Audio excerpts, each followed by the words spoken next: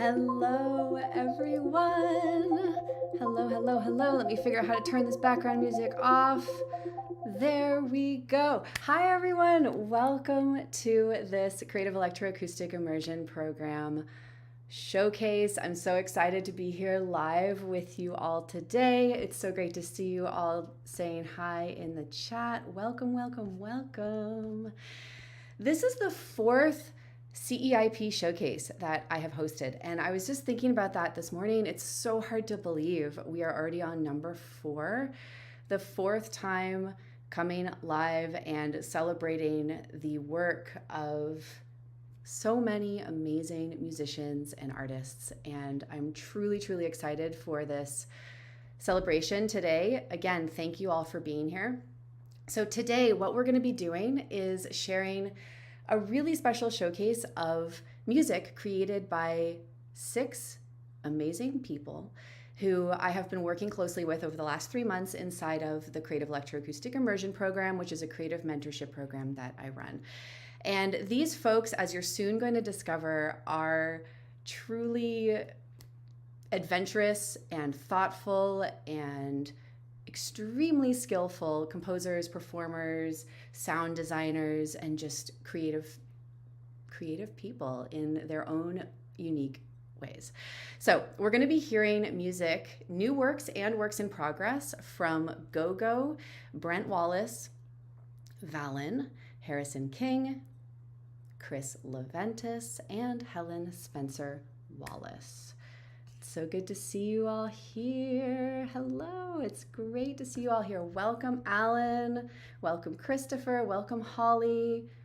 Welcome, George. Welcome, Bill. Thank you all for being here. Bruce, hello. All right, so what's really special about this event today is we're not only sharing the music, you're not only going to get to hear some little snippets of what these people have been creating, but you're going to get to hear from them directly as well. So we're going to listen to these pieces of music, bring the artists up on stage here, and we're going to get a little bit of insight into how their music is made, what their creative process is like, what kind of challenges they encounter and how they overcome them. So I'm really excited to dig into all of this. If you're tuning in live, go ahead and just drop an emoji, say hello, let us know where you're tuning in from. It's always nice to see you here. And if you're watching the replay, welcome to you as well in the future. Drop a comment and let us know that you're here. So before we get started and before we play the first piece, I just want to share a little bit about kind of the spirit behind this event. This is really intended to be kind of like a party. It's like a celebration. Inside of the Creative Electroacoustic Immersion program, I work with musicians of all different kinds, with all different goals, with all kinds of different backgrounds and interests to help them unlock their unique art musical voice, to help them clarify their music making workflow and their creative process, and to help them create and finish music that feels like the truest expression of themselves. That's really kind of what the core intention is behind the program. And what you're gonna see as we move forward is that there's no one specific way of doing this. So there's no one specific genre or approach to music making that these folks are working within. In fact, in my opinion, what makes this group so special is that everyone has such a truly unique sound, musical vocabulary, workflow, way of thinking about and approaching their music making process. So this is not so much about forcing one particular method on everyone and saying this is the way, but it's really about helping people find what works for them. And for all of you who are watching, who are creative musicians or artists in whatever way you are, my hope is that this will also be inspiring and helpful to you. You might pick up little nuggets from these artists about what works for their process, and that might be something that you can try and experiment with in your own work moving forward. So this is a celebration. These people have been working so hard. They have been taking risks. They have been putting themselves out there. They've been trying new things. You'll see there are many firsts happening today, first performances, first time writing in a certain style. So please join me in just celebrating these folks and celebrating all of you for being here today. Okay, we're gonna go ahead and jump in. Without further ado, I am so excited. The first piece that we're gonna hear is called Nags in the Salt Cellar. Let me say that again. Nags in the Salt Cellar. And this is by Go-Go. So I'm gonna play the piece, we're gonna listen, and then after that, I'm gonna bring Go-Go up on stage, and we're gonna get to chat a little bit about her process. If any of you listening have questions, go ahead and drop them in the chat, and I will do my best to relay them over to the artist. So without further ado, this is Nags in the Salt Cellar. Gosh, I'm having a hard time saying that. Nags in the Salt Cellar by Go-Go. Here we go.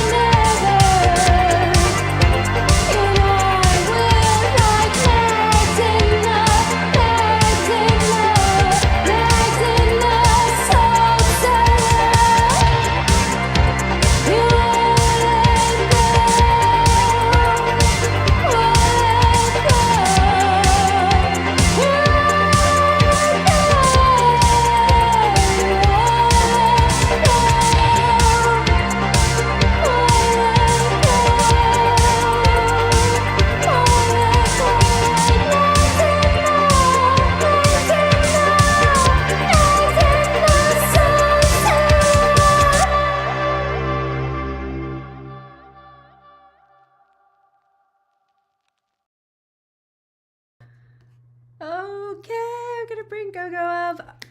Congratulations. That is so good. It was like the perfect kickoff. I was sitting here just dancing. Everyone out in the audience was vibing and dancing. So good. Thanks, guys. Thank you so much.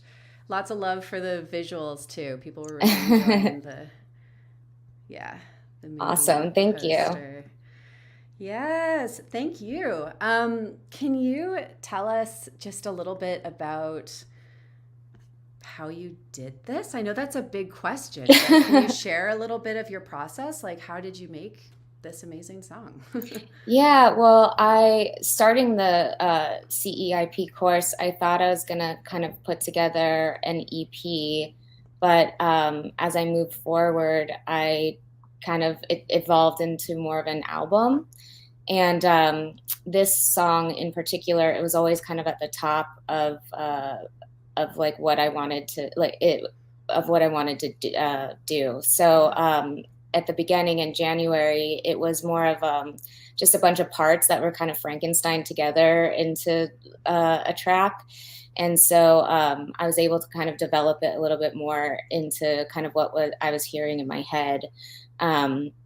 But it's still a work in progress. I only had a little bit of time with the vocals the other day, so I'm still working on the lyrics, and I want to re-record the guitar and the strings with some real guitar and strings, and I really want to do some better vocals with a more biting, stronger delivery.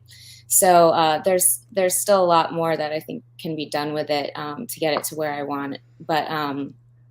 But it's coming along, and it's definitely a lot more of what I was hearing in my head than where it was in January. Yeah, this is okay. So, folks, we're hearing an in progress, I guess you would call. It's not a demo, but there are some parts that are still kind of demo, right? Mm-hmm. That's amazing. I mean, it sounds so good already, as I'm sure folks will agree.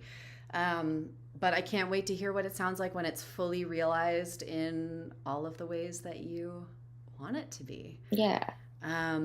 Yeah, folks are asking a little bit about the drums. Can you share anything about the drums? Like if you were doing that in your DAW or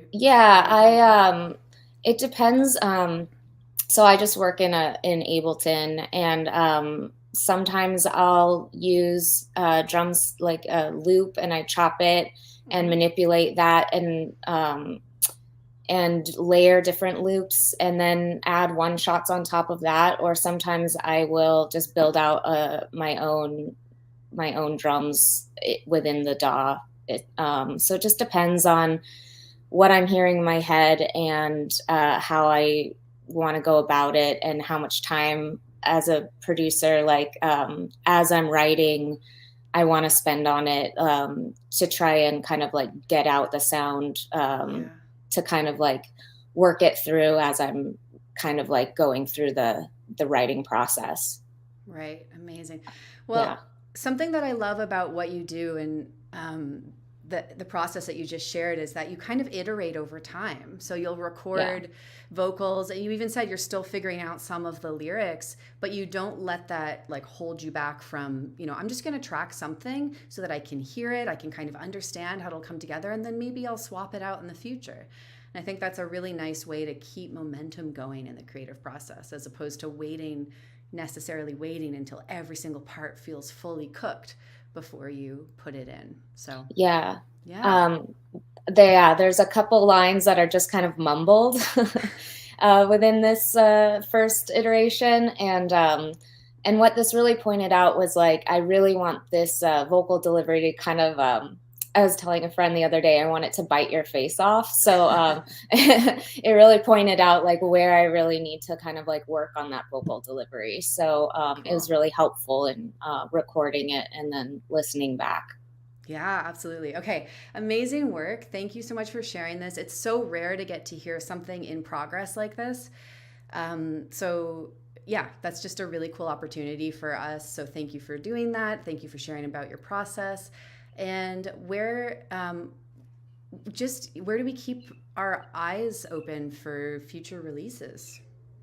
Well, right now I'm just, you can find me on Instagram or on all the platforms, just at GoGo or at GoGo Music. Yeah, social links are for all these incredible people are linked below this video. So after this, go and follow everyone and give them some love. Okay, we're gonna bring GoGo back, but for now, we're gonna move on to the next artist. So I'll put you backstage. Thank you so much again. And we're going to move on. So the next performer composer we're going to be hearing from is Brent Wallace. And we'll be hearing his piece titled 4, 3, 2, 4. Here we go.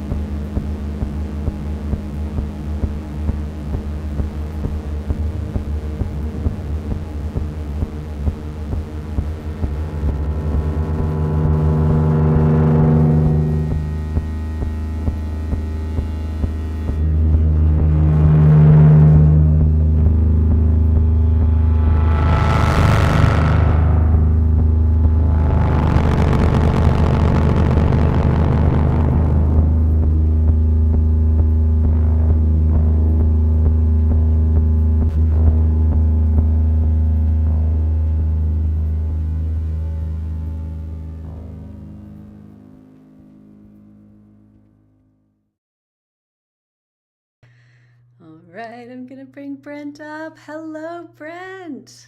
Hello, hello. Oh my gosh, so good, so good, so good. Everyone was just sharing the love in the chat. Let me just pull up a couple of these. Love the changing time, love the glitch, love the embellishments, love the bass line. Look at all of that love. Thank you, everyone who's hanging out with us, for giving so much love to these amazing people.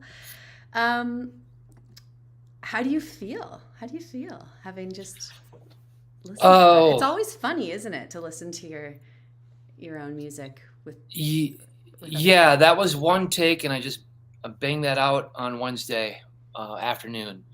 I was hoping to have more time for the mix. I mean, there's the fuzz bass, and that one part gets lost. It should be way out in front. There's all that stuff. So I've always wanted to keep this.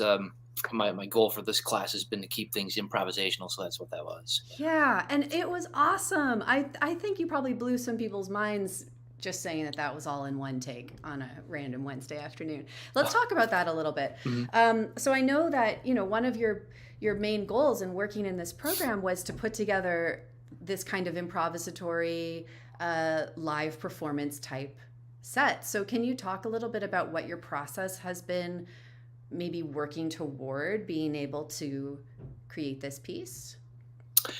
Yeah, the primary piece is the drums is the Pulsar 23, which I did not even have when this program began. I had been eyeballing that ever since it came out, and so this was actually this what we just heard was a first in a few on a few levels. My first patch without using any kind of a guide for that, and then a lot of times, like with anything modular on my bass, it always inspires me to play something I wouldn't have otherwise thought of. Mm-hmm. And so I just if I find like in this case, so that was the first. The other first was with the Lyra 8, just very minimal. Nothing was synced. I'd be playing bass and I have to hit a pad on it. Woo! Get a drone sound, and that would hold for a few measures. Play some more. Oh, hit it again. So nothing was synced, and everything's a manual process that way. I don't know if I'll continue doing that, but I just like the hands-on, and I just like it being loose and improvisational that way. And yeah, in fact, I had things written down that I was going to try during it, but I only, on bass-wise, only used a couple things. You know what? That's funny. That's something I do too. It's almost like sometimes writing down potential ideas or writing a little roadmap gives you permission to just get started. And then once you actually get started, at least for me, 9 times out of 10, I completely abandon my plan. But having the plan gives me some confidence that I'm like ready to start. So this is so good, Brent. Congratulations on all of these firsts. The first, total patch from scratch. This is an amazing live improvisation. I mean, it sounded really wonderful. Some folks in the audience are saying the value of not automating everything that can be automated demonstrated beautifully.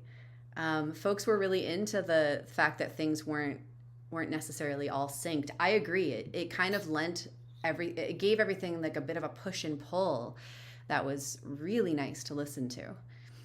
So congrats. What's next for you? Do you have plans? I want to do a couple more takes of that. Yeah, for sure. Okay. And as well as further refine some of the recordings and improvisations that I've done as part of this class that I wouldn't have otherwise done, and then start performing live. Love it. I'll Amazing. Release stuff later, maybe hopefully later in the year, but for now, live performance. Live performance. I can't wait. I hope one day I get to see you play live, whether it's on the internet or in person. I can't wait. Again, there are links below so that folks can go and follow these amazing artists and stay tuned. Thank you so much, Brent. We're going to bring Brent back in just a few minutes along with everyone else, but for now we will move forward with our third artist of the day, who is dun dun dun dun dun Valen. We're going to be listening to Valen's new track titled I Miss You. I'll pull this up and then we'll get to hear from Valen.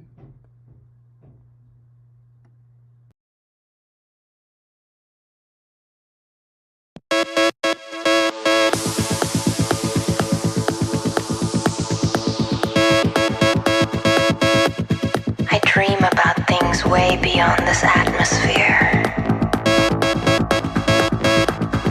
Can you imagine floating weightless, like a satellite in the black sky?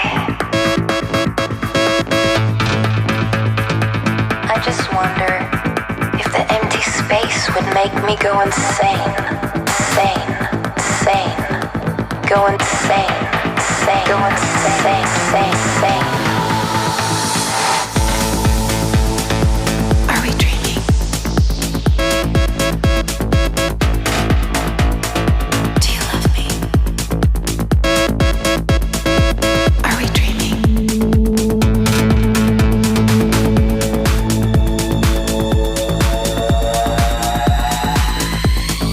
Do you love me? I just wanted to let you know that I miss you.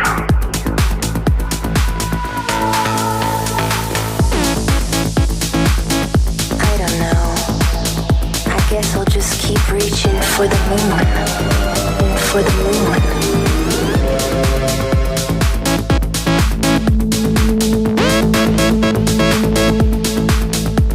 I know I sound a little crazy.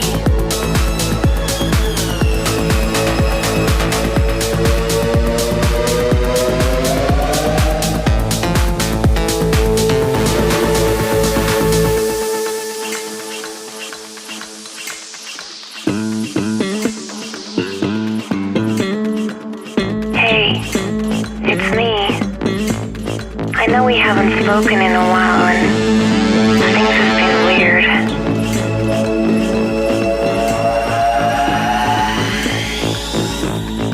But I still think about you a lot. Do you think about me?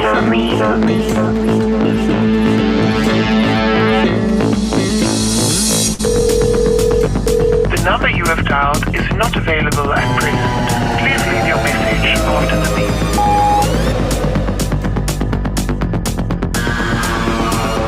Anyways, I have to go now. Bye.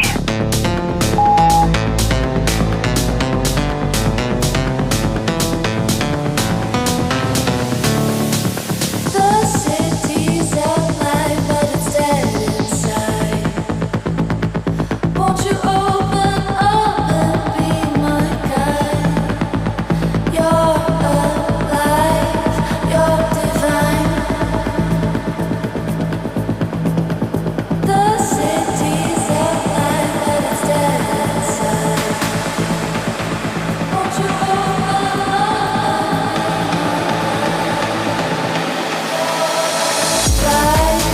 You're divine. You're alive. You're divine. You're divine.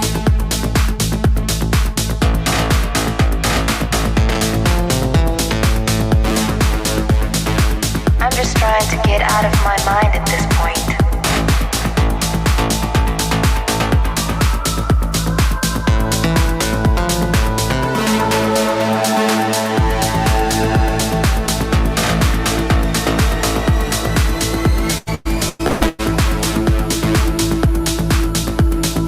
But I think too much.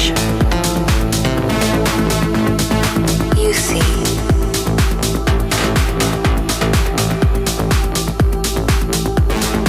Just because I'm not doing anything doesn't mean I'm bored.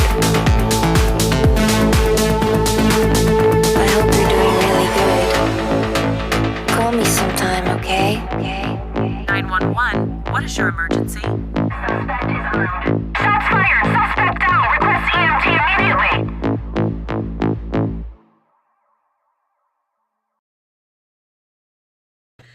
All right, Valen. Hello, hello. Congratulations. Thank you. Thank you. I feel like you just brought us on a whole journey, like a whole sci-fi futuristic movie we just got to watch. Lots of love coming in from the audience. Thank you. Lots of love. I don't even know where to begin. I'm just so curious to hear. Can you tell us a little bit about your process? Like, where do you start when you make a song? Do you start with an idea? Is there some specific little sound design element that inspires you? Actually, for this song, I did something very different. I used to start off with sound design, and that would really influence how I'd approach my composition. This time, I actually made an outline of a 3-week step on completing the song, starting with the structure of the song, laying the composition, and also spending time on sound design. So this was a marriage of both composition strategy and sound design working in tandem versus beforehand I would get lost in sound design for 8 hours and end up hating what I was making. Oh, cool. Okay, so this helped you kind of stay on track a little bit more. Were you thinking about a narrative? Because there seems to be a very strong narrative. Or were you thinking more about musical structure, or both? The narrative was very much influenced by the fact that the samples that I was able to get, I wanted to create a narrative from the samples. Yeah. So I was lucky enough to find these samples from the same vocalist on Splice and created a narrative based on what the samples that were available.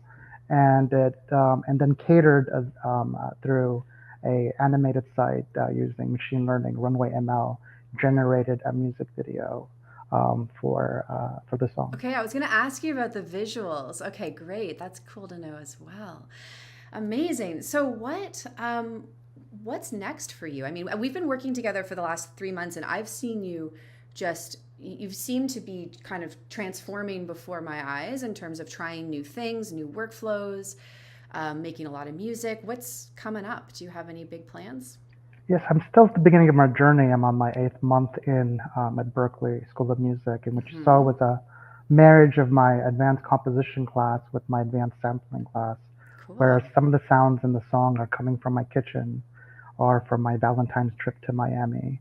And so I feel like I've always been looking for my sound, but I've realized that changes with time, and there are always going to be elements of you, and it's okay to let yourself evolve. Oh, yeah, that's such a good thing.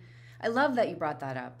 So I remember when you first started coming into this program, like finding your sound, refining your sound was such a big goal. And to hear you now say, look, I'm doing that. I'm refining it. It's happening, and it's going to keep changing. It's going to keep evolving every day, every month, as you develop as a person and as an artist. I think that's just such a good reminder for other folks who might be watching too. If you're kind of constantly worried about, like, is this my sound? Just make stuff and follow what you love and try new things, and remember that it can change, it can evolve. But there's always, like you said, Valen, very nicely, there's always going to be a part of you in it. Thank you. That's right. Yeah, because you made it. Okay, thank you so much. Congratulations. Again, social media links are shared below.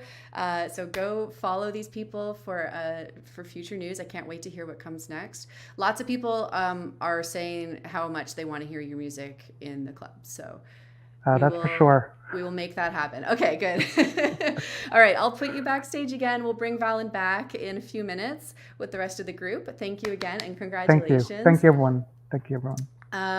And we will move on to the next piece. So this is, let's see here, we're going to be hearing a piece from Harrison King, and what the work will be is Classic Rock Mass.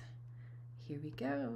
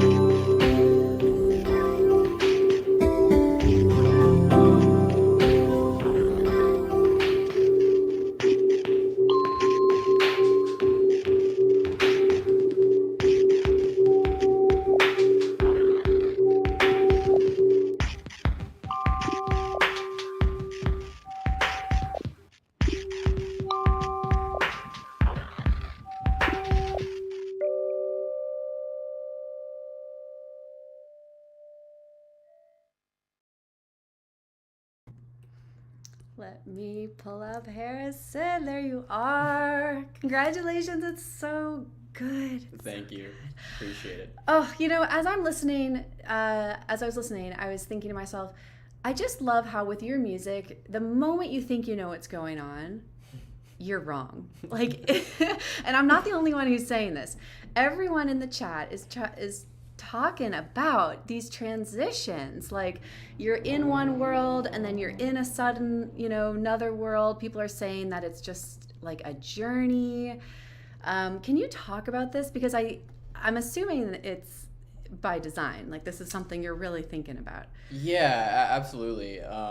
My background was sort of in making like a lot of grime music, which was very like 8-bar structure, section A, section B, repeat for the most part. Uh-huh. And I enjoyed making that for a long time, but I started listening to a lot of different stuff. And at a certain point, I kind of wanted to intentionally make music that would flout my own expectation of where things are supposed to go, and then hopefully other people's as well. The last thing that, at least these days, I want to be is predictable. So for this project, I made that a point for every song. I think you're nailing it. Good. Here's more proof. There you go. Yeah, that's great. So speaking of the project, can you tell us what this is a part of? Yeah. It's this is the second to last track on a 9-track album called People Pleaser. It's mastered. I just sent off for cassettes the other day, doing a small little run for the first time, which has been an interesting process. But yeah, it's a lot of weird electronic music that's super all over the place, and it was really, really fun to make. So hopefully out by this summer. Amazing. It's a great album, folks. I can just say, I won't spill the beans on any of the details, but I can say it's very good.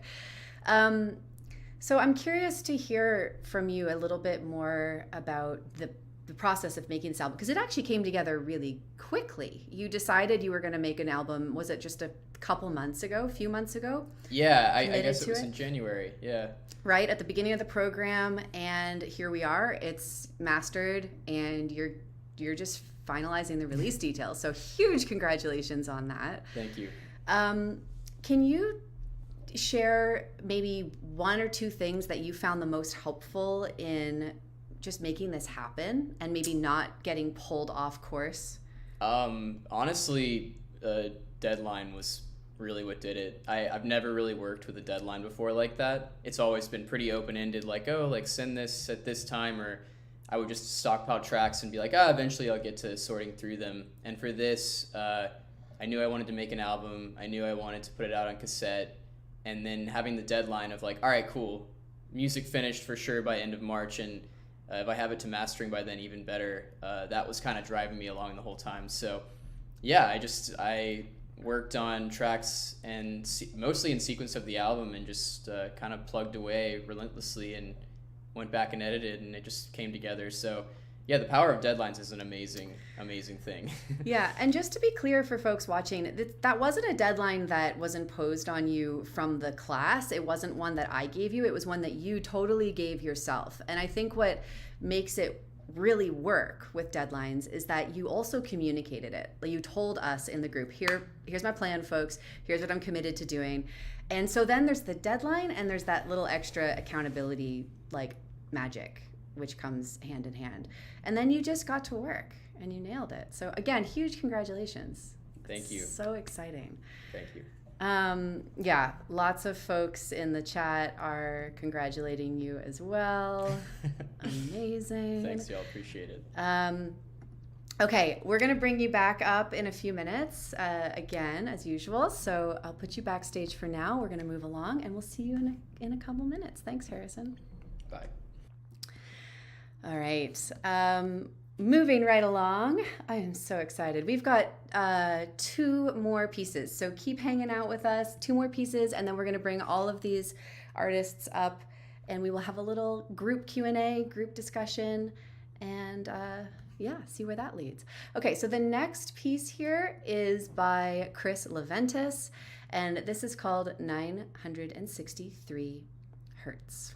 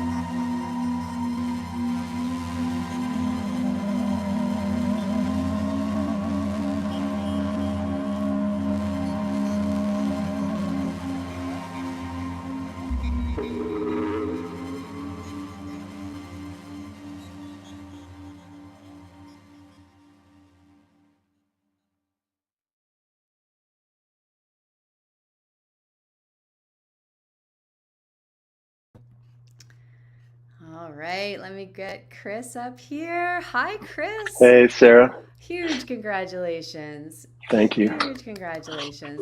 So much enthusiastic applause coming your Thank you. way. Thank you. And a lot of questions, which I'm really excited to get into. But before we go to the audience questions, I want to have you just tell us a little bit about what we just experienced.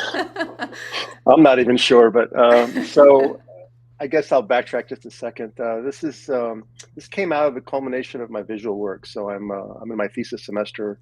I graduated in May, so this is all part of my thesis work, and it started as a visual series. I'm a photographer at heart, and I've been exploring the swamp. And the work is in the swamp. It's not really about the swamp, but the swamp's a vehicle.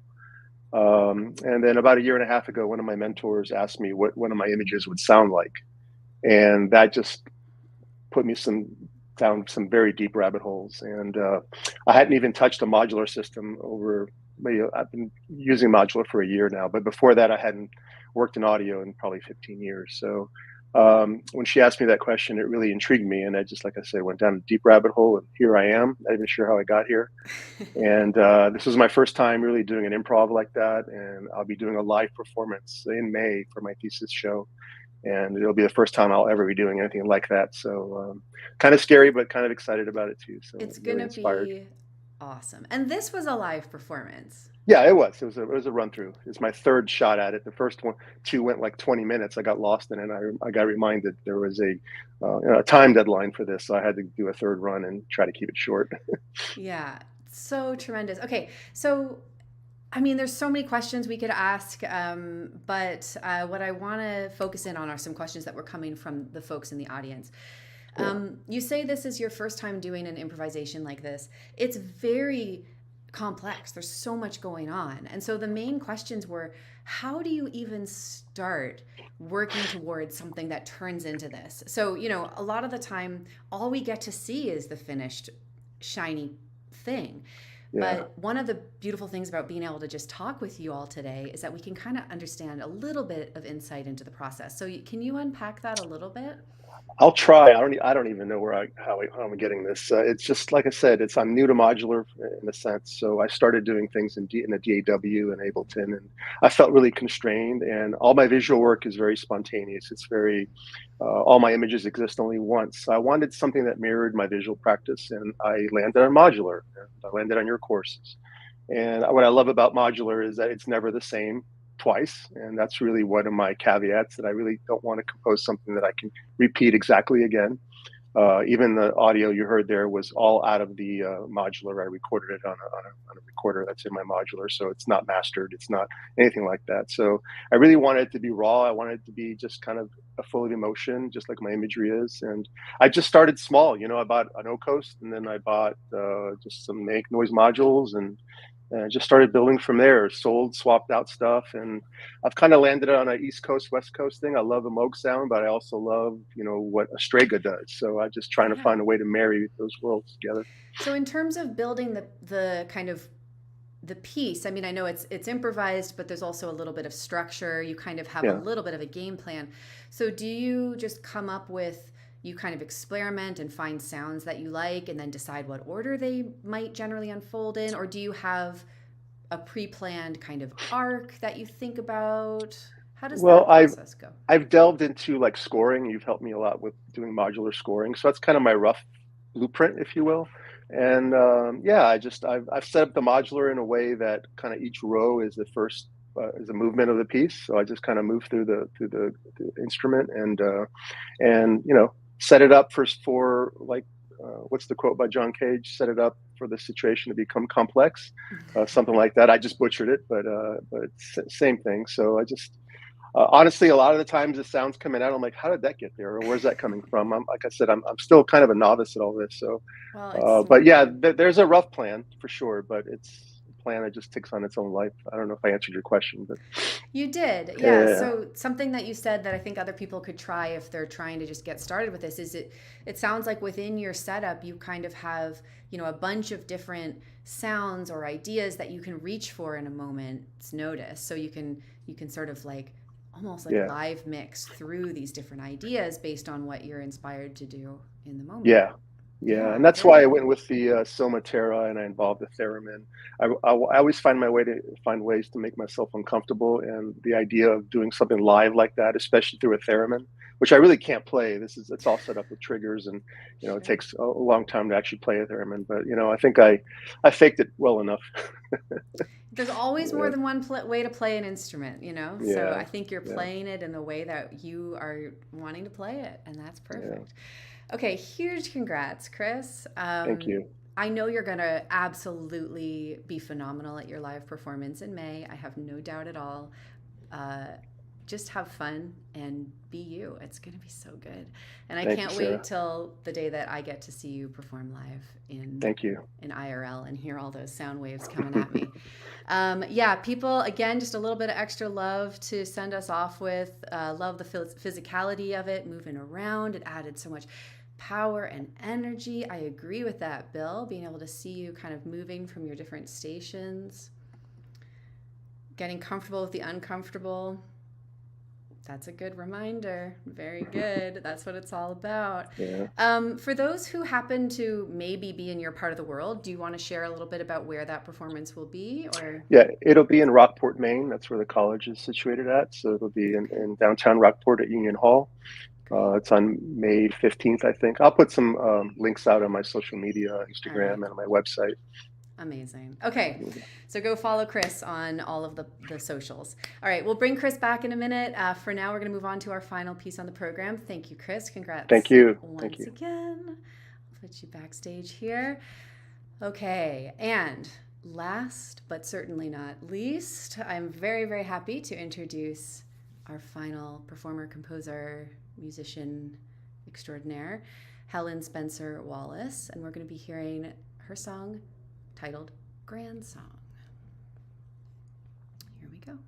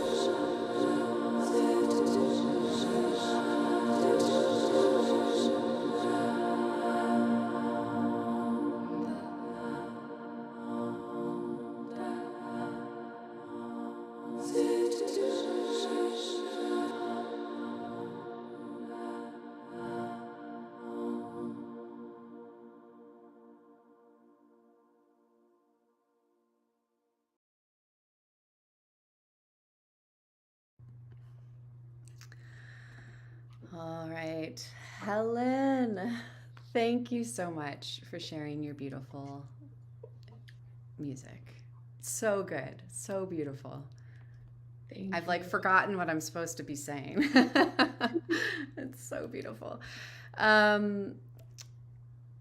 Yeah, just so much love coming in from our wonderful audience. Beautiful track, calming and ethereal, very beautiful. The moments of tension are fantastic. I agree. I love that.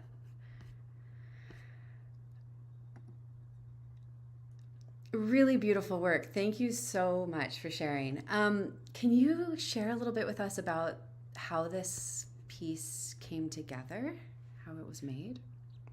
Yeah. This piece came from a sort of seed of a song that I wrote probably 4 years ago. And I used that song in an installation at the time that I would loop the song and manipulate it in different ways. And then I decided I really wanted to make that song into something like final or concrete, not necessarily final, but like Chris was saying earlier, I'm also really interested in making music that is always different. And over the last year or two, I've actually been challenging myself to make something that is the same way twice. So I've been basically challenging myself to write a song instead of improvising a lot, which is fantastic and I love, but it was something I wanted to do and I wanted to do it with this song. Yeah. So I took that seed song and then manipulated it using granular synthesis, and then I wrote this sort of verse chorus structure on top of it.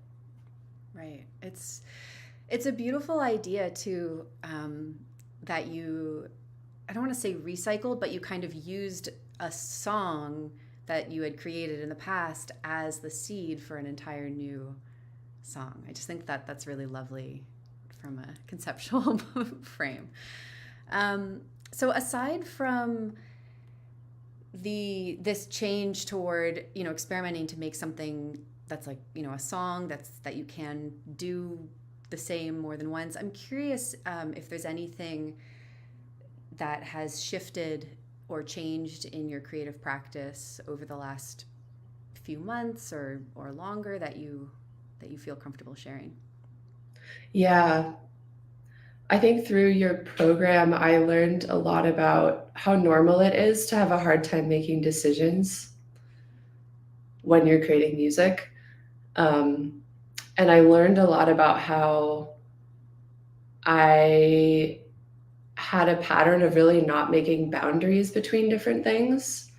And in some ways that's fabulous. Like that's an important component, I think, of a musical life, but it's also, you also need, you need different rooms in your house for it to be as functional as possible. You need to have things be separated from each other. And I was kind of scrooshing everything together.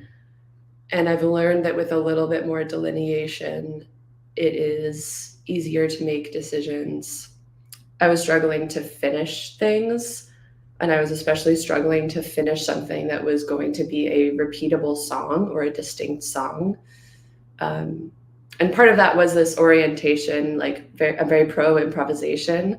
But part of it was just not realizing that I was struggling to draw a line between certain aspects of my musical life and my process. So I learned more about how to do that. Cool. Interesting. Yeah, the process of making decisions is something that fascinates me so much because you're not alone. It's hard. I'm sure there are folks watching who are like, me, that's me. And it's really helpful to hear that it can be challenging, and there's really no perfect solution, but all of these ideas are really helpful. So for you, kind of separating, maybe projects a little more is helpful, or kind of, if I'm understanding correctly, it's just being a little bit more clear about sort of where the separation is between different things that you're working on, if it's like a live performance preparation or a piece that you're recording. Is that right? Yeah. I had a bunch of live performance opportunities coming up more and more through this program, before the program, and then more during the program. And I realized that having more of a distinction between my preparation for performance versus making new music was really crucial, because in the past, I used to make an entire new set every time I would perform, which is like really cool, but also really intense and not necessary. Right. So this allows you to kind of get a little deeper into that and iterate on things without starting from scratch every single time. Yeah, I can relate to that. Yeah, one of my personal tasks during this program was to play the same set twice. And that was really important. Yeah. How was the experience of doing that? It was amazing. Yeah, it was really, really nice, because I was able to tweak and refine little things, but I wasn't trying to make everything be different. Right.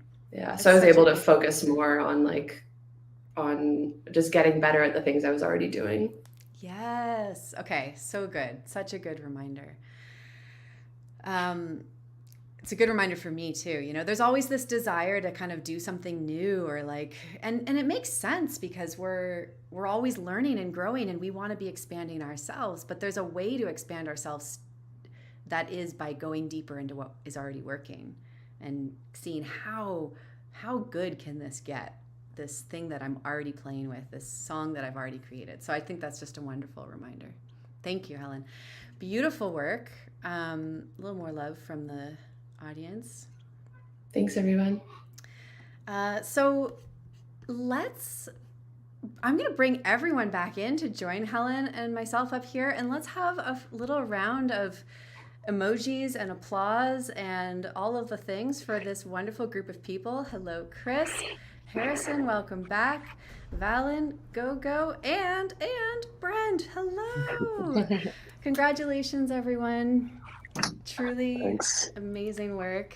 Thank you. I want to open up to some questions and just a little group discussion. So if people who are watching in the live comments have any questions for a specific artist or for the group, go ahead and post them.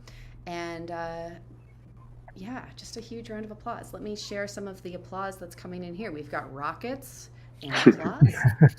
We've got lots of applause, lots of hearts, lots of little firework explosions. Thanks to everyone, great music. Every piece was amazing and inspiring. I couldn't agree more. All different and amazing. I couldn't agree more. Okay, so let's get into some things here. I'm curious. I'm going to direct this first question to Harrison. I'm curious, reflecting back over the last few months, you've done a lot. What's one thing that you've learned about yourself creatively that you're going to bring forward? I think I would say just to have more faith in my ability to do things and get things done, and to learn how to do new things. I think I had a lot of negative self-talk before, of I don't know how to do that, or I should get someone else to do that for me. And it was really fun to go through the whole process of approaching a mastering engineer myself, and designing all the stuff for the cassette myself, and yada yada, So that was kind of a big thing, because those were things that I was always telling myself, oh, I'll get to that one day, and then I was finally forced to do it, and I was like, oh, it's not so bad. So it's a big confidence boost for sure. You are, and I think we can say this probably for everyone here, all of us, I'm just going to say it.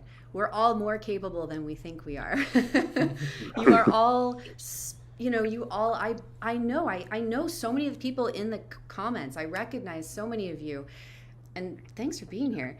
And I know how brilliant you all are. You all have such amazing ideas, so much creativity. Take a little cue from Harrison. Go for it. Don't wait until someday. Try now. How about today? How about later? It's a Sunday. Perfect day to start something new. Thanks for sharing that. It's a really good reminder. Okay, I'm going to ask a question to Valen.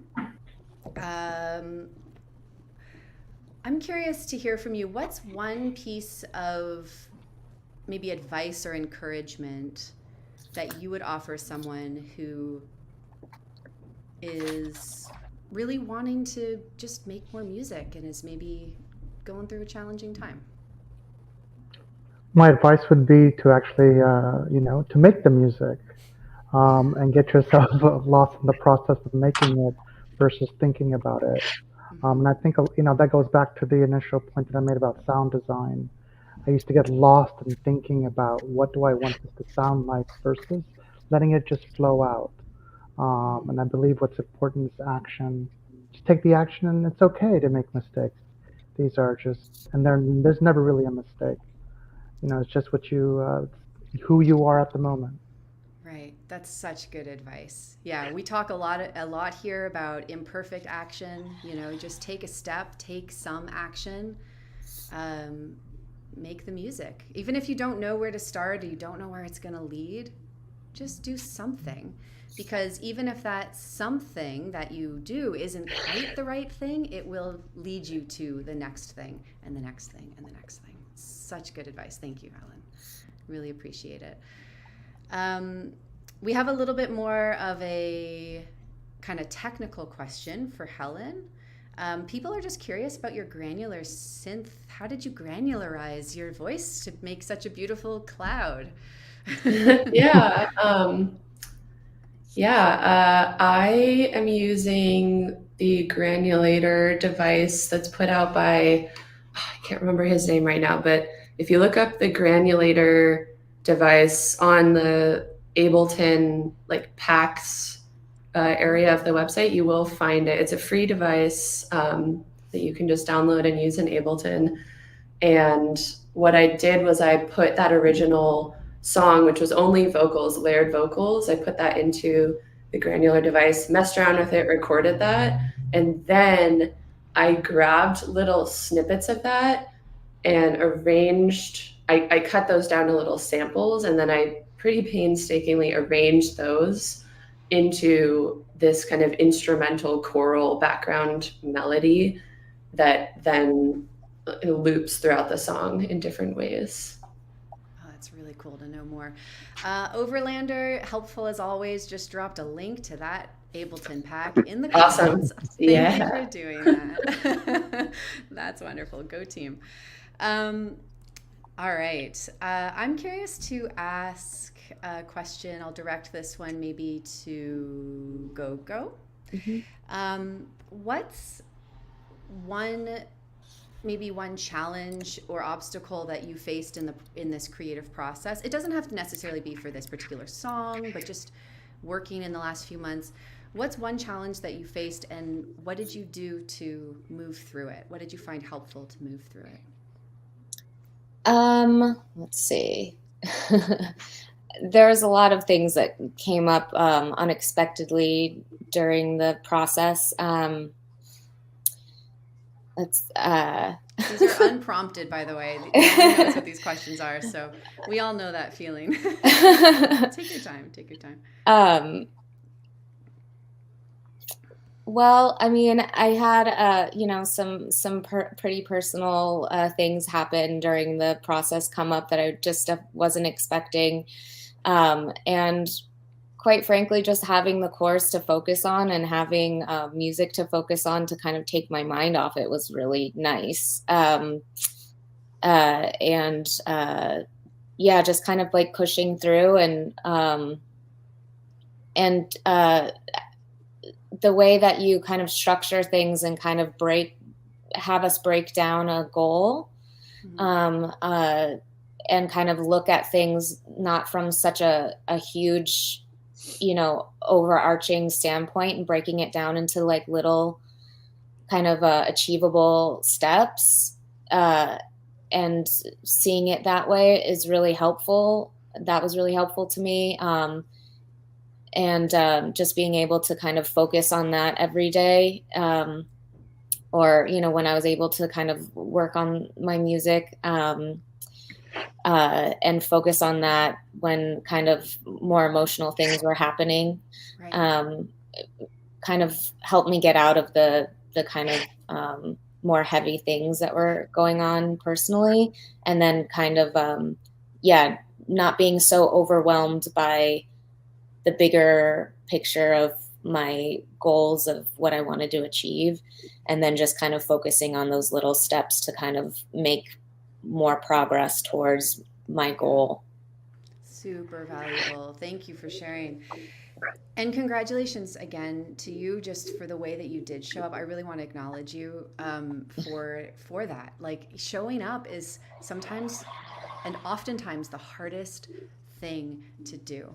And especially when like life is lifing at you from all angles. And so just all of you in this group, congratulations and thank you for just showing up consistently and through the challenges, whether they're technical challenges or mindset or life is crazy.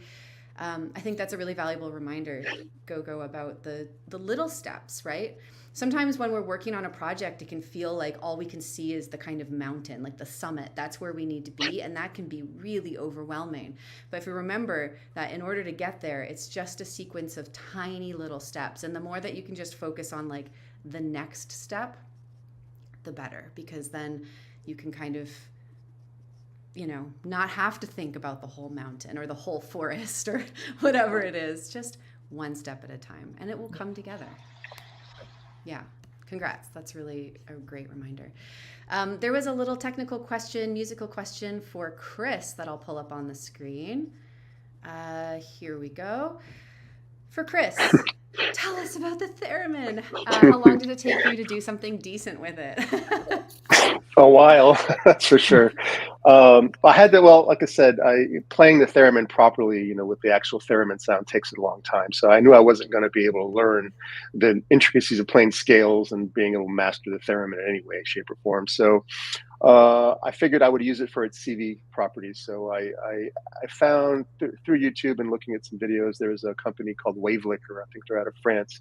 They make this module called the Thereminator, something like that. And it allows you to break up one CV signal from your theremin into gates and triggers. So I have that as my main kind of brain. Then I have a CV switch where I can change parts and have access to CV from different modules. So it's pretty involved. It didn't start involved. It started kind of simple, and then I just kind of evolved it from there. So it's triggering probably 7 or 8 different modules and going through like just a switch that I either manually or it'll work off one of my sequencers. So yeah, it's pretty involved, but it's the heart of it's that Thereminator from Wavelicker. Cool, that's great to know. Thank you. All right, awesome. Okay, I want to pass one more question over here to Brent.